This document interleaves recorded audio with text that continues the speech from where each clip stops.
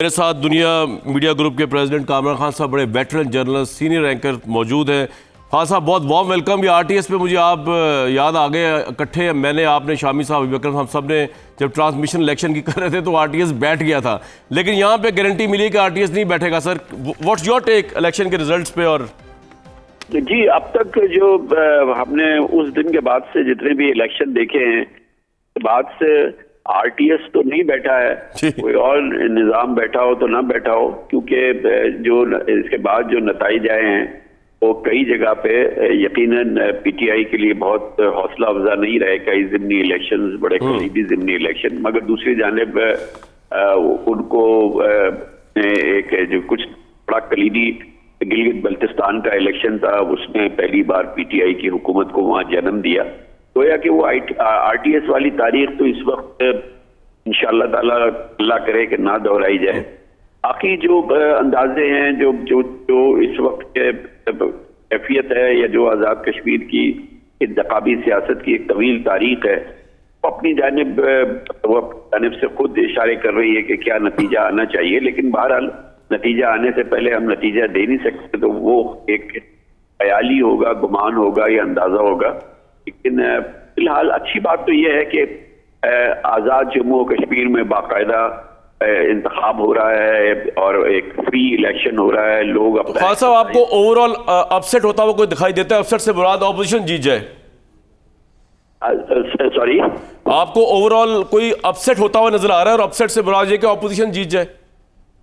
जी, मुझे अपेरेंटली तो ऐसा होता नजर नहीं आ रहा। उसकी मुख्तलिफ वजूहात हैं। एक वजह जो है वो चाहे उसको आप या बहुत सारे लोग जो हैं उसको किसी भी अंदाज से देखें, लेकिन गैलेप जो है उसका जो अंदाज है या जिस अंदाज से वो सर्वे करते हैं, जो उसकी क्रेडिबिलिटी है, वो काफी बेहतर होती है। और वो इस बात की अक्कास भी है कि जो इंतखाबी तारीख रही है या इंतखाबी सियासत की तारीख रही है आज़ाद जम्मू कश्मीर में, जिसमें कि वो जो हिज़्ब इक़्तिदार होती है या जो हुकूमत की जमात होती है वो उनके साथ खड़े रहते हैं। वो पीपल्स पार्टी के साथ भी खड़े रहे, वो नून लीग के साथ भी खड़े रहे, तो कोई वजह नहीं है कि आज वो पीटीआई के साथ खड़े हों, क्योंकि उनकी तमाम जो मुस्तक़बिल है या जो उनकी तमाम तो रोजमर्रा के मसाइल से के दूररस मसाइल तक जो हल है वो वफाकी हुकूमत के ताउन मदद उसकी पुष्ट पे खड़े हुए बगैर हो नहीं सकते। तो उनकी लॉजिक भी कहती है, इसीलिए ये गैलेप का सर्वे भी इस बात की अक्कासी कर रहा है। इसीलिए नून लीग की बड़ी इंपॉर्टेंट लीडरशिप जो है वो इलेक्शन से पहले पीटीआई में शामिल हो गई। और फिर जो पाकिस्तान में जो सियासत और फिर जो उसके जो असरात होते हैं उस पर जो फरीक हावी होते हैं, जो उस पर असर और नफूज होता है, वो भी तमाम चीजें हैं। तो जो टैक है वो तो पूरा पैक है इन फेवर ऑफ पीटीआई। और obviously it will be a ट्रेमेंडस surprise. एक बहुत बड़ी हैरत होगी कि अगर ऐसा नतीजा ना निकले।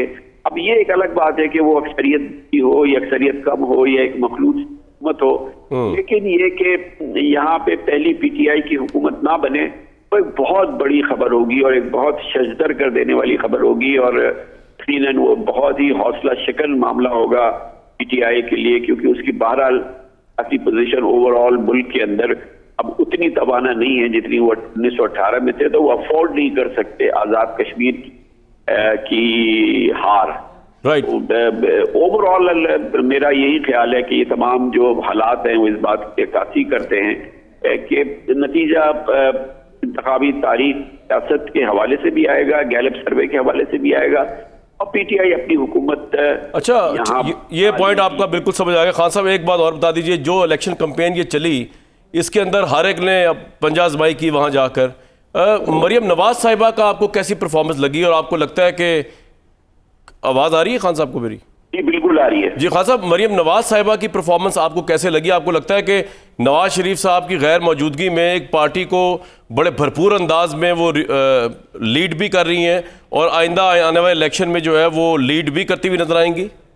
एक्सीलेंट परफॉर्मेंस रही है, एक्सीलेंट मेहनत की है, एक्सीलेंट उन्होंने जान लगाई है, भरपूर अंदाज से इलेक्शन कैंपेन उन्होंने चलाई है। इससे पहले उन्होंने नून लीग की कई इलेक्शन कैंपेन, अभी हमने कई हमने ज़िमनी इलेक्शंस में उन्होंने देखा उनको, गो कि वो कराची तशरीफ नहीं लाई मिफ्ता इस्माइल की कैंपेन के लिए, लेकिन और बात ख्याल ये भी है कि अगर वो मिफ्ता इस्माइल की कैंपेन के लिए यहाँ आती तो शायद नून लीग कराची का इलेक्शन भी शायद जीत जाती। लेकिन हर लिहाज से वो एक क्लियर विनर है, चाहे नून लीग हार जाए ये इलेक्शन, लेकिन किसी सूरत में भी ये मरियम नवाज की हार नहीं है, क्योंकि जिस तरह से उन्होंने लोगों को मोबिलाइज किया, जितनी मेहनत की और जो उन्होंने अपनी ऑरेटरी के जौहर दिखाया, जिस जो अंदाज खिताबत उन्होंने अपनाया और जो अपना नैरेटिव जो है वो बरकरार रखा, लोगों को मोबिलाइज किया और नून लीग को जितना भी मुमकिन था इस सूरत हाल में जितना भी उन्होंने उसको आगे रखा। भी यकीनन नून लीग हार जाए, लेकिन मरियम नवाज ने तो यकीनन बहुत जबरदस्त कैंपेन चलाई है, बहुत एक्सीलेंट और बड़ी मेहनत से कैंपेन चलाई है और पूरी पार्टी को उन्होंने गैल्वेनाइज किया है वहां पे जिस हद तक भी किया जा सकता है। अच्छा खान साहब, आपकी मौजूदगी से फायदा उठाते हुए एक आखिरी सवाल कर रहा हूँ, जो कश्मीर के इलेक्शन और ट्रांसमिशन शायद रेलेवेंट नहीं है, लेकिन पाकिस्तानी पॉलिटिक्स से है। नवाज शरीफ साहब की जो अफगानिस्तान में मुलाकातें हुई हैं नेशनल सिक्योरिटी एडवाइज़र से, और ये भी गालिबन खबर आई कि सऊदी अरब के सफ़ीर से भी मुलाकात हुई है बरतानिया में जो उनके हैं, और इस तरह बिलावल भुट्टो का अमेरिका जाके मिलना, ये नवाज शरीफ साहब का जो परसेप्शन उभर रहा है उनकी तरफ से कि जी वर्ल्ड लीडर उनसे मिल रहे हैं, पूरी दुनिया की निगाह उनकी तरफ आ रही है और नेक्स्ट चेंज जो है वो आने वाली है पाकिस्तान के अंदर, आप इस परसेप्शन से नून लीग के एग्री करते हैं? आप समझते हैं कि नहीं ये मामला कुछ और है? अगर ये परसेप्शन ही है तो ये काफी इसको स्ट्रेच कर लिया गया है, मेरे ख्याल में इसको बहुत लंबा खींच दिया गया है, ये कुछ ज्यादा इसको स्ट्रेच दिया गया है।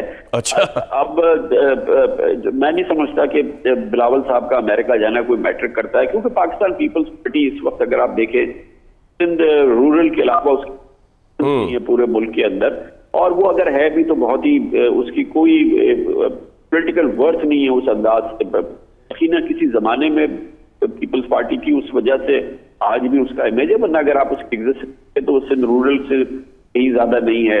अब रह गया कि नवाज शरीफ साहब की पोजीशन वो मिले हैं अफगानिस्तान जो नेशनल सिक्योरिटी एडवाइजर है, यकीनन उनकी पहचान एंटी पाकिस्तान है, वो कस्मियां पाकिस्तान के मुखालिफ हैं और शायद बेहतर होता कि अगर वो ना मिलते, लेकिन मैं उन लोगों में नहीं हूं जो मैं ये समझूंगा कि ये नवाज शरीफ साहब जो पाकिस्तान के प्राइम मिनिस्टर रहे हैं वो पाकिस्तान को कमजोर करने की या पाकिस्तान के खिलाफ साजिश की या पाकिस्तान के खिलाफ किसी साजिशी गुफ्तगू का तो हिस्सा बनेंगे। मैं नहीं समझता। नवाज शरीफ साहब मेरे नजदीक वो एक मजबूत वतन पाकिस्तानी है, 3 बार वो हमारे वजीर आजम रह चुके, अगर वो मिले हैं तो वो ही है, कोई वो मेरे नजदीक शायद ना मिलते उस आदमी से तो शायद बेहतर होता, लेकिन अगर वो मिले भी हैं तो मैं नहीं समझता कि जो शख्स 3 बार मेरा प्राइम मिनिस्टर है वो किसी क्यों नवाज शरीफ साहब यकीनन मैं किसी सूरत में भी नहीं समझूंगा कि वो पाकिस्तान के मफादात के खिलाफ बड़ा गजब का आपने मुशाहिदा किया इस सारे मामला। कामरान खान साहब बहुत शुक्रिया